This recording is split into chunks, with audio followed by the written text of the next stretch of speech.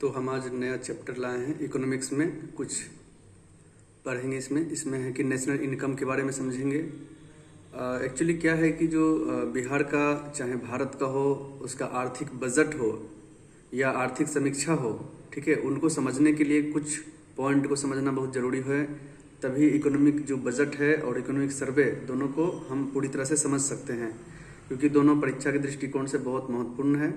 तो इसमें हम कुछ पॉइंट डिस्कस करेंगे, जिसमें राष्ट्रीय आय हो, राजकोषीय घाटा क्या है, राजस्व घाटा, प्राथमिक राजस्व घाटा जो है, प्राइमरी फिजिकल डेफिसिट, और जो इफेक्टिव रेवेन्यू डेफिसिट है, और भारत सरकार के सोर्स क्या क्या हैं, जिसमें कि राजस्व प्राप्ति हो, पूंजीगत प्राप्ति हो, और उनका खर्च कहाँ कहाँ होता है, राजस्व का व्यय कहाँ कहाँ होता है, पूंजीगत व्यय कहाँ कहाँ होता है, तो इसके बारे में हम डिस्कस करेंगे। तो नेक्स्ट चलते हैं। नेक्स्ट में है कि पहले हम समझते हैं कि राष्ट्रीय आय क्या है। नेशनल इनकम क्या होती है कि राष्ट्रीय आय होती है कि किसी भी देश की जो भौगोलिक सीमा है या आर्थिक सीमा है, उसमें एक फाइनेंशियल ईयर यानी एक निश्चित समय अवधि के अंतर्गत जितने भी वस्तु और सेवा का कुल अंतिम मौद्रिक मूल्य होता है, उसे ही नेशनल इनकम कहते हैं। और यह देश की जो आर्थिक गतिविधि है उसकी माप होती है, और यह दर्शाता है कि देश की अर्थव्यवस्था कितनी है। ठीक है, अब नेशनल इनकम को तो हम समझ लिए, लेकिन नेशनल इनकम को गवर्नमेंट या जो अभी क्या है कि जो मॉस्पी है, ministry of statistics and programme implementation, MoSPI के अंतर्गत जो एनएसओ है, नेशनल स्टैटिस्टिक्स ऑफिस, वह कैसे कैलकुलेट करती है। तो नेशनल इनकम को कैलकुलेट करने के लिए 3 विधि है। पहला हम देखते हैं यहाँ पे कि उत्पादन विधि है, सेकंड है आय विधि, और थर्ड है व्यय विधि, यानी प्रोडक्शन, इनकम और एक्सपेंडिचर मेथड से नेशनल इनकम को निकाला जाता है। तो इसमें क्या है कि प्रोडक्शन मेथड में क्या है कि जितना भी क्षेत्र हैं, चाहे प्राइमरी सेक्टर्स का क्षेत्र हो, सेकेंडरी सेक्टर में जो औद्योगिक क्षेत्र आते हैं, और टर्सरी सेक्टर्स जो हैं सर्विस सेक्टर, ठीक है, उसमें जितना भी वस्तु और सेवा का जो उत्पादन कुल मूल्य है, अंतिम मूल्य, वो प्रोडक्शन विधि से उसमें निकाला जाता है। सेकंड है कि इनकम। अब इनकम का सोर्स क्या है, इसमें मजदूरी हो, किराया हो, जो ब्याज आया हो, और जितने भी सभी आय के सोर्स हैं, उसको नेशनल इनकम में इनकम मेथड से उसको कैलकुलेट किया जाता है। थर्ड एंड लास्ट मेथड है एक्सपेंडिचर मेथड। इसमें जो भी कंजप्शन हुआ है, इन्वेस्टमेंट हुआ है, निवेश हुआ है, और जो भी गवर्नमेंट का एक्सपेंडिचर है, यानी सरकारी खर्च है, एक्सपोर्ट इंपोर्ट का जो भी शुद्ध मूल्य हो, उसको शामिल किया जाता है। ठीक है, तो नेशनल इनकम निकालने के लिए 3 विधि है, प्रोडक्शन, इनकम और एक्सपेंडिचर मेथड। और इसी मेथड को आगे जब हम पढ़ेंगे तो उसमें हम एक ग्रॉस जीडीपी पढ़ेंगे। ग्रॉस जीडीपी में अगर जो भी कुल उसमें उसके पश्चात कुछ मूल्यह्रास हो, चाहे उसमें जो भी ब्याज जो दिया गया हो, और उसके बाद जो टोटल जो नेट इनकम हो, चाहे विदेशी यहाँ से प्राप्त करके धन ले गया हो, और हमारे इंडिया के जो भी पर्सन है वो विदेश से धन इकट्ठा किए हों, तो उनका नेट, ये सब कैलकुलेट करने के बाद हम एट लास्ट हम एनएनपी पे आते हैं, नेट नेशनल प्रोडक्ट, और उसी को शुद्ध लाभ भी बोलते हैं। तो ये सब मेथड से हम लोग देश की अर्थव्यवस्था का एक मेजरमेंट करते हैं कि हमारी देश की अर्थव्यवस्था एक अपवर्ड डायरेक्शन में जा रही है या डाउनवर्ड डायरेक्शन में जा रही है।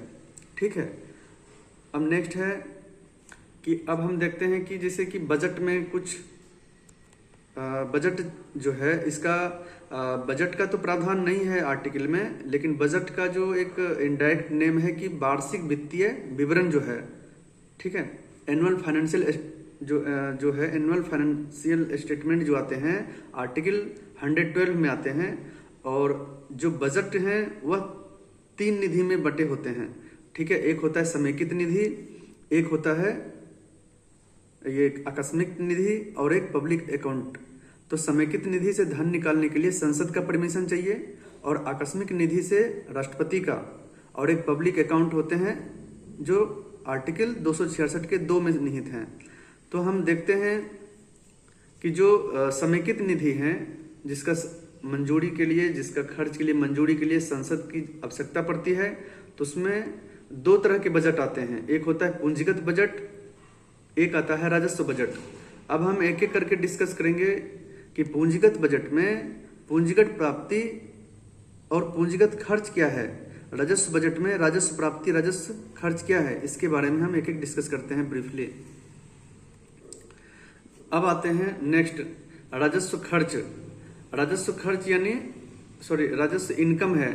तो रेवेन्यू इनकम क्या होते हैं कि राजस्व आय, यह जो दिनचर्या का खर्च होता है ना, दिनचर्या का जो इनकम होते हैं, जिससे रेगुलर और रेपिटेटिव रूप से हमें प्राप्त होते रहते हैं सालों भर, उसको हम रेवेन्यू इनकम बोलते हैं। जैसा कि यहाँ पे नोटेड है कि सरकार या किसी संस्था को नियमित या रेपिटेटिव यानी आवर्ती रूप से प्राप्त होती है, वह राजस्व आय कहलाता है। यह मुख्य रूप से सरकार के दैनिक खर्चों को पूरा करने के लिए उपयोग की जाती है और इसमें पूंजीगत संपत्तियां की बिक्री शामिल नहीं होती है। जो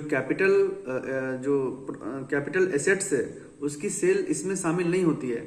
अब रेवेन्यू इनकम का सोर्स क्या है, तो रेवेन्यू इनकम का सोर्स में देखते हैं कि एक टैक्स रेवेन्यू है और दूसरा नॉन टैक्स रेवेन्यू है। तो टैक्स रेवेन्यू जो दो तरह के होते हैं, फिर डायरेक्ट टैक्स है, जैसे इनकम टैक्स हो गया, कॉर्पोरेट टैक्स हो गया, जो वेल्थ टैक्स हो गया, ये सब प्रत्यक्ष कर आते हैं। और अप्रत्यक्ष में जैसे कि अभी जीएसटी आया है, ठीक है, 1 जुलाई 2017 से जो जीएसटी लागू है, और जीएसटी काउंसिल जो हर एक केंद्र और राज्य के बीच में समन्वय स्थापित करती है आर्टिकल 279A के तहत। फिर है कि प्रोडक्ट जो उत्पाद शुल्क है, जो सीमा शुल्क है, सेवा जो टैक्स है, तो ये प्रत्यक्ष और अप्रत्यक्ष कर मिलकर के टैक्स रेवेन्यू यह राजस्व के आय में भागीदारी देती है। नेक्स्ट है कि नॉन टैक्स रेवेन्यू।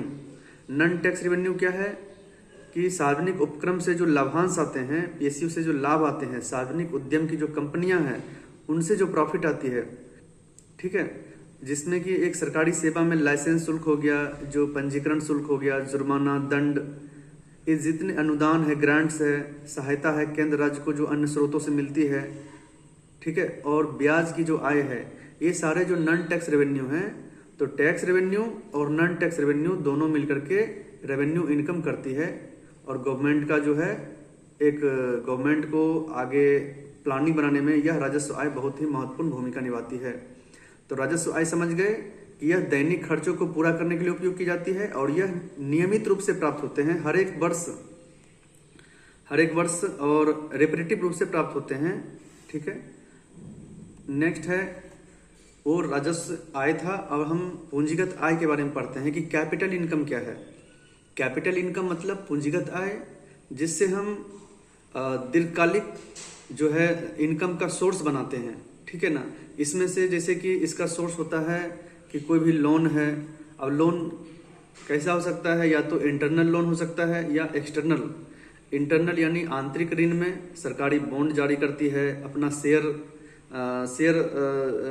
जारी करती है, या फिर क्या है कि जो भी डिसइन्वेस्टमेंट है, जैसे कि अभी के समय में क्या है कि PPP model, public private partnership model के तहत, और गवर्नमेंट क्या है निजीकरण कर रही है, प्राइवेटाइजेशन कर रही है, जिससे गवर्नमेंट अपना शेयर कम कर रही है और प्राइवेट कंपनियों को बढ़ा रही है, जिससे उसका मैनेजमेंट सही से हो सके और जो भी जो क्रेडिट लॉस होते हैं उसको कम कर सके। तो जब गवर्नमेंट कोई भी सार्वजनिक संपत्ति से अपना पूंजी निकालती है, डिसइन्वेस्टमेंट करती है, तो कहीं ना कहीं वो पूंजी का आय प्राप्त कर लिया उसने और उसका यूज वो कहीं और कर सकता है। तो कैपिटल इनकम में शेयर बाजार में जो भी गवर्नमेंट का हिस्सेदारी है उसको कम करना, डिसइन्वेस्टमेंट करना, ठीक है। उसके बाद क्या है कि ऋण या वसूली है, सरकार द्वारा जो भी ऋण दिए गए थे उनका जो वापसी हुआ है वो भी कैपिटल के रूप में फॉर्म होता है। तो कैपिटल इनकम्स में क्या क्या है, जो भी आंतरिक ऋण लिया, बाह्य ऋण लिया, जैसे कि IMF से, वर्ल्ड बैंक से, चाहे यूरोपीय यूनियन से, ठीक है। उसके बाद क्या है डिसइन्वेस्टमेंट किया, और जो भी ग्रांट्स प्राप्त होते हैं वो भी पूंजीगत आय में ही आते हैं। तो मुख्य अंतर क्या है, राजस्व इनकम जो होता है यहाँ पे देखिए कि नियमित यानी रेगुलर प्राप्त होते हैं और रेपिटेटिव आते हैं, आवर्ती होते हैं, यह चालू खर्चों के लिए उपयोगी होते हैं। परंतु पूंजीगत जो आय हैं वह अनियमित होते हैं, क्योंकि यह लॉन्ग टर्म सॉल्यूशन होता है, लॉन्ग टर्म में आती है तो अनियमित है। और पूंजीगत परियोजना जैसे बुनियादी ढांचा है, सड़क, स्कूल के लिए उपयोग होती है। ठीक है, अब नेक्स्ट आते हैं कि राजस्व आय देख लिए, ठीक है, पूंजीगत आय देख लिए। अब हम देखते हैं कि उन आय का व्यय कहाँ कहाँ होता है। ठीक है, तो उन आय का व्यय कहाँ कहाँ होगा, तो राजस्व व्यय की बात करते हैं पहले। तो राजस्व व्यय का मतलब हो गया कि यह एक फाइनेंशियल ईयर में यह जो सरकारी कर्मचारी को वेतन मिलते हैं, पेंशन दिया जाता है, आर्थिक जो सपोर्ट दिया जाता है, सोशल और इकोनॉमिक जो सपोर्ट दिया जाता है, ठीक है, सरकारी ऋण पे जो ब्याज देते हैं, अदायगी करते हैं, ये सारे के सारे राजस्व व्यय में चले जाते हैं। और यह भुगतान क्या है, बार बार करने की प्रकृति वाले होते हैं। ठीक है ना, तो ये कहा जा सकता है कि राजस्व का जो व्यय है दैनिक दिनचर्या खर्च के लिए आते हैं, जैसे कि सरकारी कर्मचारी का वेतन, पेंशन। जो चूंकि भारत एक मिश्रित अर्थव्यवस्था वाली देश है, तो इसमें पूंजीगत अर्थव्यवस्था के साथ साथ इसमें सामाजिक अर्थव्यवस्था का भी योगदान है। तो समाज को लेकर के चलना पड़ता है, इसलिए समाज में जो भी सब्सिडीज है, आर्थिक और इकोनॉमिक सपोर्ट है, ठीक है, तो ये सारे के सारे राजस्व व्यय में जाते हैं। अब पूंजीगत व्यय क्या है कि जो भी डिसइन्वेस्टमेंट किया गवर्नमेंट ने, कोई भी शेयर बाजार से अपनी हिस्सेदारी कम की है, या अंतर्राष्ट्रीय लेवल पे जो ऋण प्राप्त किए हैं, उनका क्या करेंगे वो कि उनका जो भी है सड़क का निर्माण करेंगे, बुनियादी ढांचों का निर्माण करेंगे। एक अभी देखते होंगे कि 111 करोड़ रुपए का 111 उसमें क्या है कि NICDP national infrastructure corridor development programme, इसके तहत 11 इंडस्ट्रियल कॉरिडोर बना रहे हैं, जिससे कि क्या है कि लागत में कमी करेगी, बुनियादी ढांचे के निर्माण से अंतर्राष्ट्रीय कंपनियां आएंगी और यहाँ पे आर्थिक विकास के साथ साथ देश का भी GDP में बढ़ोतरी होगी। और देश ऐसा माना जा रहा है कि वर्ष 2047 तक विकसित अर्थव्यवस्था वाली देश में गिना जाएगा। तो पूंजीगत व्यय करके ही क्या है, यह एक वित्तीय वर्ष में किए जाने वाले उस अनुमानित व्यय से है जिसके फलस्वरूप या तो सरकार की परिसंपत्ति का निर्माण होता है या देनदारियों की कमी आती है। और यह भुगतान एक बार करने की प्रकृति होते हैं, क्योंकि गवर्नमेंट क्या है कि पूंजीगत जो आय प्राप्त किए हैं, राजस्व आय प्राप्त किए हैं, उसमें से कुछ जो इनकम्स हैं वह इमारत यानी कि जो कि स्वास्थ्य केंद्र हो, सड़क हो, रेल हो, ठीक है, मेट्रो हो, ट्रेन हो, पुल का निर्माण हो, ठीक है, विदेशी सरकार जो दिए गए ऋण है, ऋणों का भुगतान हो।